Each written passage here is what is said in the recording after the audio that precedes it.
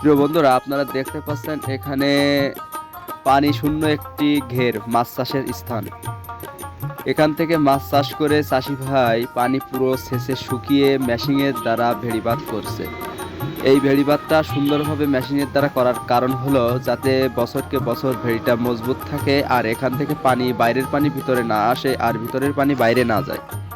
এই জন্য মেশিনারিজ দিয়ে যে ভেড়িবাঁধটা তৈরি করছে বছর বছর যাতে টেকসই হয়, টিকে থাকতে পারে, আর মাছ চাষ করে চাষি যাতে সফল হয়, এই জন্য এই পদ্ধতিটা অবলম্বন করেছে। তো আপনারা দেখতে পাচ্ছেন মাছের ঘেরটা অনেক দূরত্ব বজায় রেখেছে, আর এখানে মেশিনারিজ দিয়ে মাটি কত সুন্দরভাবে কেটে বেড়িবাঁধ প্রদর্শন করা হচ্ছে, এবং বেড়িবাঁধের সাথে সাথে পাশের যে মাটিগুলো সুন্দরভাবে চেপে চেপে বসিয়ে দেওয়া হচ্ছে যাতে বৃষ্টির পানিতে পরবর্তীতে ভেঙে ধসে পুকুরের ভিতরে বা বাইরে চলে না যায়। তো আপনারা লক্ষ্য করছেন এই যে অটোমেশিন ভেকু দ্বারা এই মাটিগুলো কেটে প্রসেসিং এর মাধ্যমে সুন্দরভাবে ভেড়িবাঁধ করা হচ্ছে।